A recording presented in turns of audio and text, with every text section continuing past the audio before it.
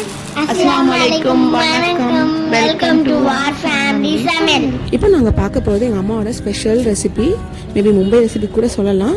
வீடியோக்குள்ளே பார்க்கலாமா? Egg PRAN recipe எப்படி பண்ணலான்னு பார்க்கலாம் வாங்க. ஆனியன், டொமேட்டோ, புதினா, கொத்தமல்லி, சில்லி இதெல்லாம் எடுத்து வச்சுக்கலாம். முதல்ல ப்ரிப்பேர் பண்ணி வச்சுட்டா பெஸ்ட்டு. எடுத்து வச்சுக்கலாம். அப்புறம் நம்ம இதுக்கு எக் தான் மெயின். ஸோ எக் நம்ம பாயில் பண்ணி ஆஃபாக கட் பண்ணி வச்சுக்க போகிறோம். அதை தான் இப்போ நம்ம வீடியோவில் பார்த்துட்ருக்கோம். நீங்கள் பாயில் பண்ணி ஆஃபாக கட் பண்ணி சைடில் வச்சுக்கலாம். இப்போ என்னென்ன டிஷ் ரெசிபி வேணும்னு, இன்க்ரீடியன்ட் வேணும்னு நம்ம பார்க்கலாம் வாங்க. எங்கள் அம்மா சொல்லுவாங்க, கேட்கலாம். 1/2 கிலோ ராட்டு, இஞ்சி பூண்டு 1 ஸ்பூனு, உப்பு 1/2 ஸ்பூன், 1/2 ஸ்பூன், மிளகா பொடி 1/2 ஸ்பூன், கரம் மசாலா 1/2 ஸ்பூன், இது சிக்கன் மசாலா 1/2 ஸ்பூன், தேங்காய் ஒரு 1/2 முடி, முட்டை 8 முட்டை பாதியாக வெட்டுக்குது. நம்மளுக்கு தேவையான பொருட்கள் இது முன்னாடியே ரெடி பண்ணி வச்சுக்கோம். 5 ஸ்பூன் எண்ணெய், ஏலக்காய் கிராம் 3.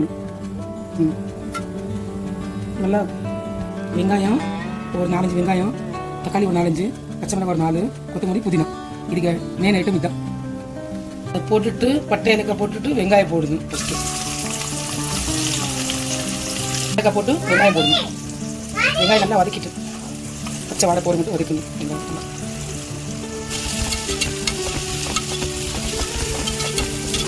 நல்லா போட்டு ஆனியன் நல்லா கோல்டன் ப்ரௌன் ஆனோடனே 500 கிராம் ப்ரானை நல்லா போட்டு நல்லா மிக்ஸ் பண்ணணும். நல்லா மிக்ஸ் பண்ணோடனே 2 மினிட்ஸ் மிக்ஸ் பண்ணிட்டு இஞ்சி பூண்டு பேஸ்ட்டும் உப்பு வச்சுருப்போம்ல அதை ஆட் பண்ணி அதையும் நல்லா மிக்ஸ் பண்ணணும்.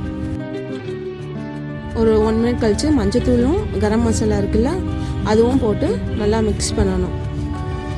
மசாலா ஸ்மெல் போகிற வரைக்கும் கொஞ்சம் ஒரு 1 மினிட் இல்லைன்னா 13 செகண்ட்ஸ் மிக்ஸ் பண்ணிட்டு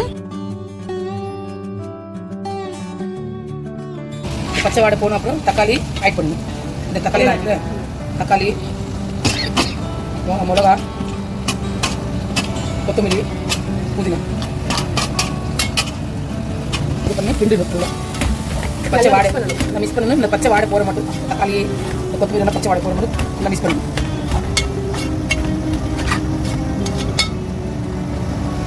மிளகா பொடி,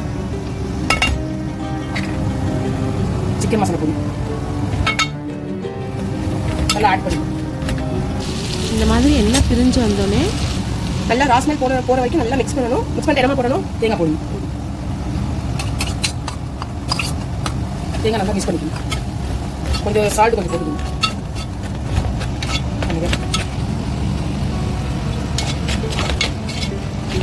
நல்லா பச்சை வாடை தேங்காய் பச்சை வாடை போட மட்டும் நல்லா கிண்டிட்டு.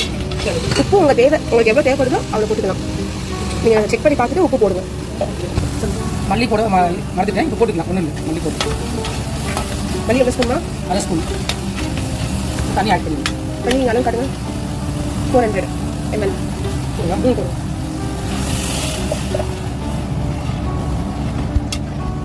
இப்போ எல்லாம் முடிஞ்சு. இப்போ நல்லா பாயில் ஆகணும். என்ன பண்ணணும்? முட்டை போடணும். இப்போ கொஞ்சம் நேரம் கழிச்சா நல்லா பாயில் ஆகிடுச்சுன்னா முட்டை போட்டுருணும். ஒரு முட்டை அப்படி வைக்கும். பாயில் ஆகிற வரைக்கும் வெயிட் பண்ணுவோம். எல்லாம் ஸ்லோவில் வச்சு தான் பாயில் பண்ணணும். மாதிரி பாயில் இருந்துச்சு என்ன பண்ணணும்? முட்டை போடணும். வச்சுக்கணும். சின்னதாக வைக்கணும். சின்னதாக வைக்கணும். கரண்டி போடக்கூடாது. கரண்டி போடாமல் கிண்டணும். இப்படிதான் கிண்டணும். இப்போதான் முட்டை உடையாது. முழுசாக அவ்வளோதான். இதுக்கப்புறம் கொத்தமல்லி, கருவேப்பிலை ரெண்டுமே போட்டு நீங்கள் கார்னிஷ் பண்ணலாம். இல்லை கருவேப்பிலை வேணா கொத்தமல்லி மட்டும் போட்டு கூட நீங்கள் கார்னிஷ் பண்ணலாம். கருவேப்பிலை போட்டால் கொஞ்சம் நல்லா ஃப்ளேவரெலாம் இருக்கும். ஃப்ளேவர் நல்லா இருக்கும். கார்னிஷ் பண்ணி நீங்கள் சர்வ் பண்ணலாம். எண்ணெய் பிரிஞ்சு வந்ததும் ஆஃப் பண்ணிடணும். இப்போ கருவேப்பிலை கொத்தமல்லி போட்டு கார்னிஷ் பண்ணிடணும். அவ்வளோ முடிஞ்சு. இன்ஷால்லா கண்டிப்பாக உங்கள் வீட்டில் ட்ரை பண்ணுங்கள். கண்டிப்பாக உங்கள் ஃபேமிலி மெம்பர்ஸ் எல்லாத்துக்கும் பிடிக்கும். கொஞ்சம் டிஃப்ரெண்ட்டாக இருக்கும் சாப்பிட. இந்த டிஷ்ஷை சப்பாத்தி கூட சாப்பிட்லாம், ரைஸ் வச்சு சாப்பிட்லாம். சூப்பராக இருக்கும். இன்னும் நிறையா டேஸ்டியான ரெசிபி, யூனிக்கான ரெசிபி கண்டிப்பாக அப்லோட் பண்ணுவோம். கண்டிப்பாக பாருங்கள். இன்ஷால்லா ஃபாலோ பண்ண மறந்துடாதீங்க. தேங்க்யூ ஃபார் வாட்சிங். ஷேர் பண்ணுங்க, சப்ஸ்கிரைப் பண்ணுங்க. தேங்க்யூ.